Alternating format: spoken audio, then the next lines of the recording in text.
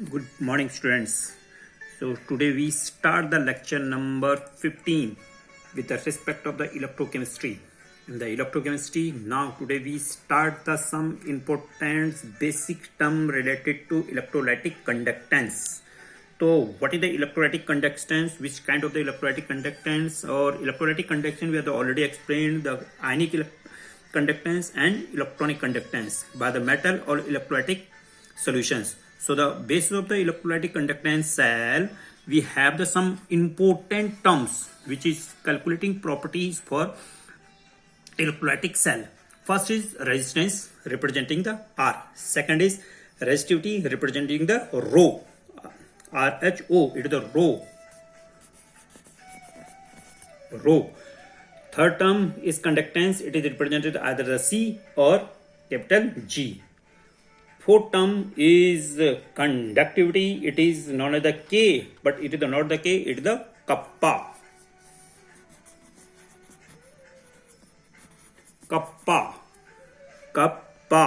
And then fifth term is cell constant. It is G star. And the sixth term is molar conductivity. तो molar conductivity lambda m. It is lambda m. जो उल्टा V बना हुआ है ये lambda m. So there are the six important terms. First is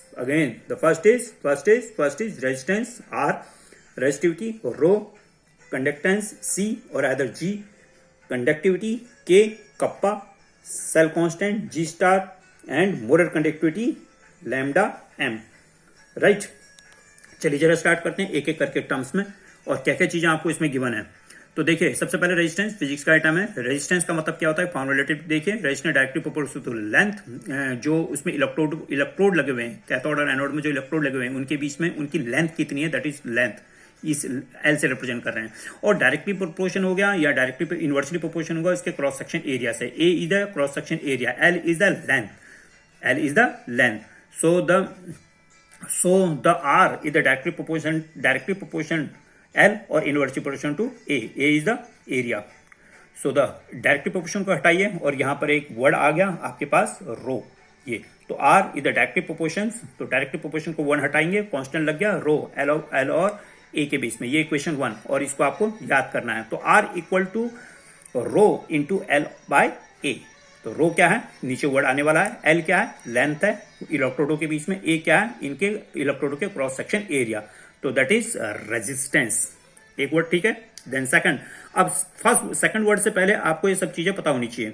ए क्या है, length, ए क्या है, लेंथ, ए क्या है, लेंथ, अरे कहाँ हो, ए क्या है, एरिया, ए क्या है, area, cross section area, L क्या है, लेंथ, और रो क्या है, रो इज रेजिस्टिविटी है।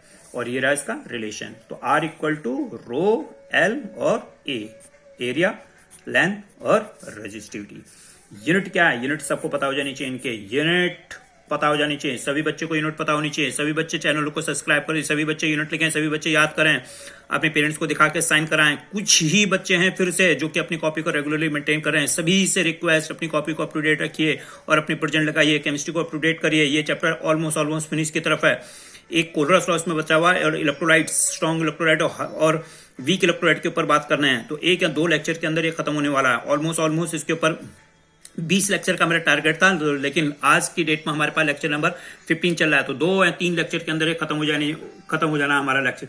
नेक्स्ट सेकंड टर्म है रेजिस्टिविटी। रेजिस्टिविटी को हम रिप्रेजेंट कर रहे हैं किससे, रो से। और रो क्या हुआ, रो हो गया आपके पास R, A और L। तो रो R क्या है, ऊपर आपके पास R आ चुका है, रेजिस्टेंस, और L क्या है, लेंथ, और ए क्या है, area of cross section.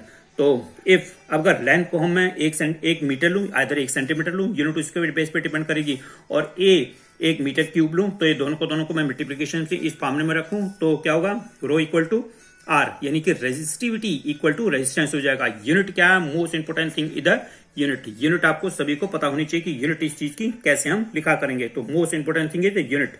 Next third term हो गया कंडक्टेंस। कंडक्टेंस को हम रिप्रेजेंट कर रहे हैं सी से, और सी के लिए आपके पास यहाँ पे जी का, अब इसका फॉर्मूला क्या हुआ, सी या G equal to 1 by R, यानी कि रेजिस्टेंस, और equal to 1 by rho multiply by A और एल। तो ये भी फॉर्मूला आपको पता होनी चाहिए। तो इस दो तरीके से हम कंडक्टेंस को निकाल सकते हैं। तो रेसिप्रोकल हो गई आर के, और रेसिप्रोकल हो गई रेजिस्टिविटी और साथ में मल्टीप्लीकेशन कर दिया एरिया और लेंथ से। ये क्वेश्चन नंबर 3।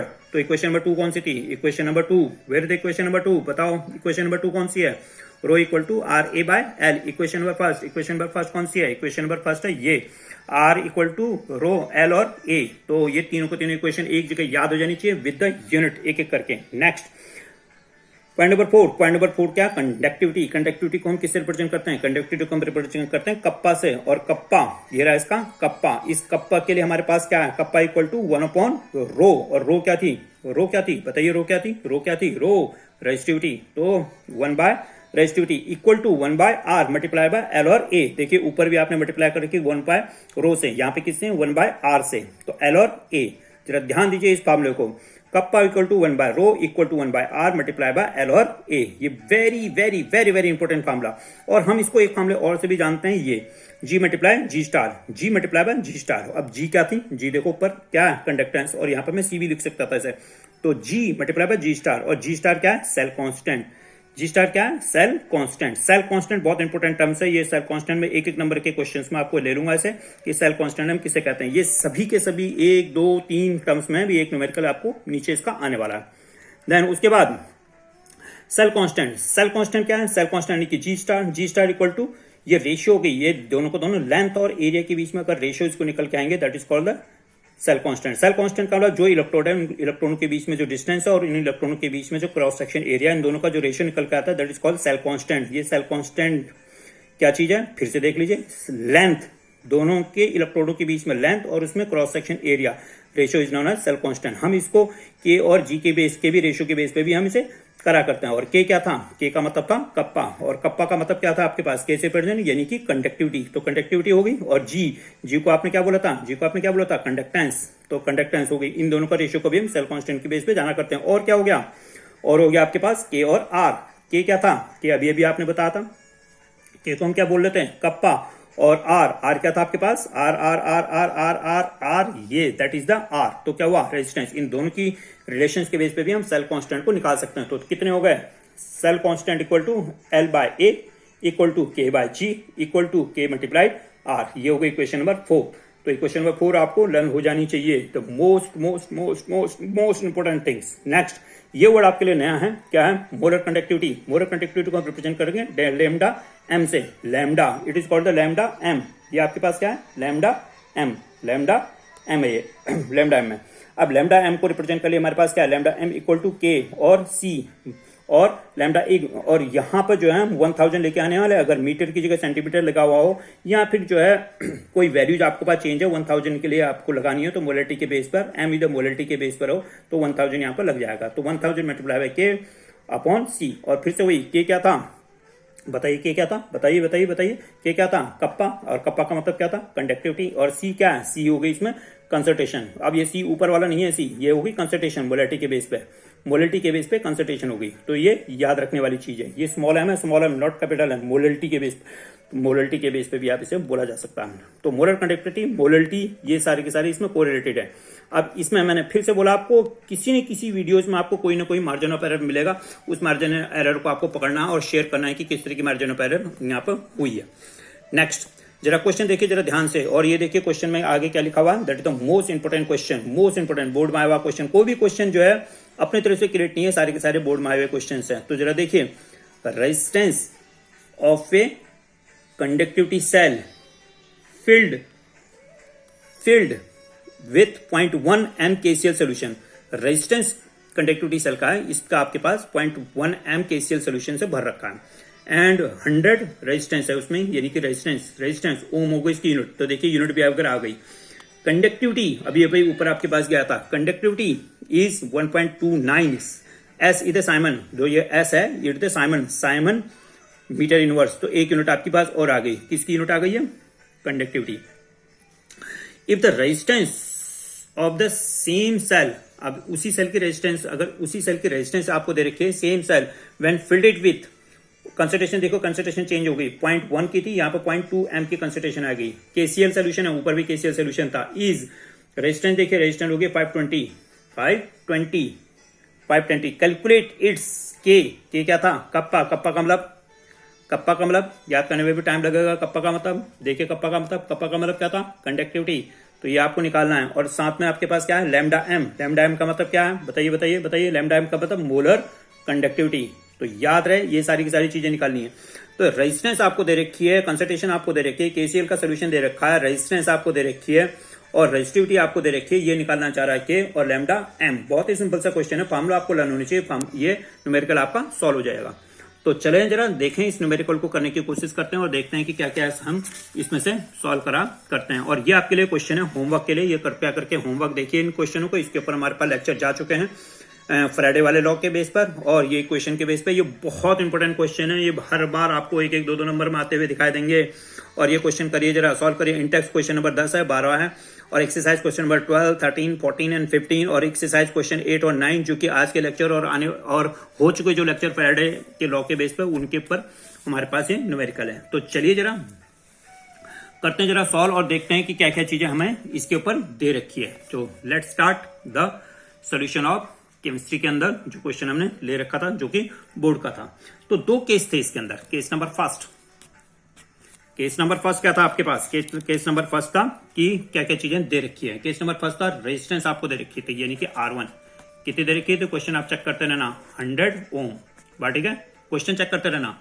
C1 कंसंट्रेशन इसकी गिवन थी, C1 कंसंट्रेशन 0.1 क्या मोलरिटी में और के कप्पा आपके पास गिवन था कि 1 आप बोल सकते हो उसे भी क्या 1.29 किस चीज में सेंटीमीटर इनवर्स। ये हो गया केस नंबर सेकंड में क्या था R2 इसमें कितनी है 520 किस चीज में ओम में। चलिए जी, और क्या आपके पास C2 कंसंट्रेशन इसमें चेंज हो गई थी, कितनी कंसंट्रेशन है 0.02 गुड। और आपके पास क्या है K2 मेरे को निकालनी है और साथ में निकालना है लैम्डा एम। तो ये दोनों को दोनों मेरे को फाइंड करने हैं, ठीक है जी। तो अभी मैंने आपको फार्मूला बताता है, उन फार्मूले के हेल्प के थ्रू आप इस क्वेश्चन को सीधे ही कर सकते हो। देखने में लग रहा है 3 नंबर से जाता है क्वेश्चन जा सकता है, तो 3 नंबर के क्वेश्चन के बेस पे भी जा सकता है, स्टेपिंग हो सकती है इसके अंदर। और 2 नंबर तो आपको बिल्कुल साफ दिख ही रहे हैं, K2 और लैम्डा एम इसमें फाइंड हमें करना है। तो चलिए जी इस क्वेश्चन को और अब फार्मुलेटेड फॉर्म में करते हैं। सबसे पहले याद रहे कि दोनों को दोनों सेलों के अंदर both the conditions the volume of the cell constant यानी कि G star will be remain the same. दोनों में याद करने वाली चीज है कि नोट करने वाली चीज क्या है कि इसके अंदर सेल कांस्टेंट की जो वैल्यू है वो सेल कांस्टेंट की वैल्यू एक ही जैसी रहेगी। तो remain the same cell constant जो है वो सेम रहेगी, यानी कि G स्टार जो है वो सेम रहने वाली है, सेम है। याद रहे बात, ठीक।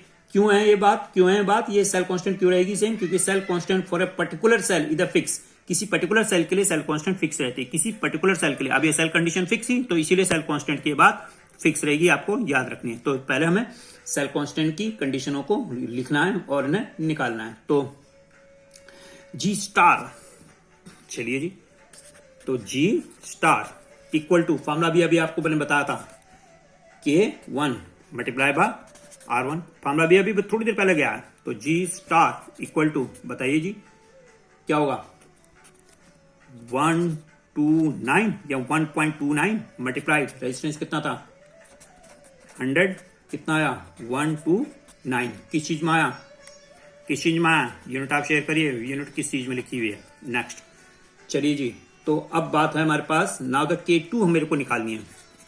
K2 अभी बोला था K2 आपको निकालनी है। तो K2 निकालनी है तो अभी फार्मूला गया था आपके पास G star divide by R, और R में R2 था हमारे पास R2 520, तो ये हो गया R2, तो निकल जाएगी आपके पास K, यानी कि 2 का 2 के साथ रिलेशन था। तो चलिए जी K2 निकालने के लिए G स्टार आपके पास कितना है 129 और R2 आपके पास कितना दे रखा, R2 आपके दे रखा 520। क्या आप इसे सॉल्व कर सकते हो? बिल्कुल कर सकते हो। क्या आप इसकी यूनिट लिख सकते हो? हाँ जी बिल्कुल लिख सकते हैं। तो पहले वाला टॉपिक पर जाओ और इसको सॉल्व करो और इसकी यूनिट लिखिए प्रॉपर। यूनिट ना लिखना क्राइम है, सभी बच्चों के लिए याद रहे बात। तो ये 100% आपका क्वेश्चन यहाँ पे सॉल्व होता है। नेक्स्ट सेकंड पार्ट था, देखिए फर्स्ट पार्ट इसका ये हो गया, सेकंड पार्ट क्या था, सेकंड पार्ट था इसका लैम्डा एम निकालना था। तो चलो जी लैम्डा एम भी निकाल लेते हैं। सेकंड पार्ट में लैम्डा एम, तो तो लैम्डा एम के लिए अभी भी मैंने फॉर्मूला बताया था आपको, लैम्डा एम के लिए क्या बताया था, कप्पा इंटू 1000 अपॉन, ये एम के लिए लग रहा है 1000 अपॉन सी कंसंट्रेशन, तो लैम्डा एम इक्वल टू क्या हुआ जी, लैम्डा एम इक्वल टू 1000 अपनी जगह में, हाँ जी, के कितना निकाला आपने, बताओ कितना निकाला यहाँ से, ये कितना निकाला आपने, तो के रखा जा सकता है, ये रहा देखिए के, तो इसको सॉल्व करने पर जो आ रहा है वो कहाँ पर रखोगे, यहाँ पर रखोगे, हो गया के, हाँ जी, तो देन उसके बाद कंसंट्रेशन आपको गिवन है, कंसंट्रेशन कितनी गिवन है, 0.02, कंसंट्रेशन गिवन 0.02, ये देखिए कंसंट्रेशन इसकी, तो 0.0 की कंसंट्रेशन आपने यहाँ लिख ली। क्या मैं यहाँ से लैम्डा एम निकाल सकता हूँ, बिल्कुल निकाल सकता हूँ। क्या इसकी यूनिट लिख सकता हूँ, बिल्कुल लिख सकता हूँ। तो शेयर करिए और सॉल्व करिए इसे प्रॉपर, और तो देख लीजिए किस तरह से कर रखा है, डायरेक्ट फार्मूला, डायरेक्ट सीधे फार्मूला है ये, कोई घबराने नहीं, कोई परेशान नहीं होना, सीधे सीधे जो कंडीशन दे रखी है वो सब आपके पास है। ठीक है जी, ये कंडीशन आपके पास है, इन कंडीशन को देखिए और याद करिए और लर्न करिए, ये आपके पास है, आपके पास फॉर्मूले, और ये फॉर्मूले के बेस पर आप इसे सॉल्व करिए। Hope so this video is like and share to each and everyone and subscribe by the everyone and comment the learning process and keep the learning and do it the class copy and with your parents consideration. Thank you. Hope so your numerical ability increasing by this kind of the solutions, this kind of the formula, and they are helpful to increase your numerical abilities. Thank you and double thank you and double namaste to all of you.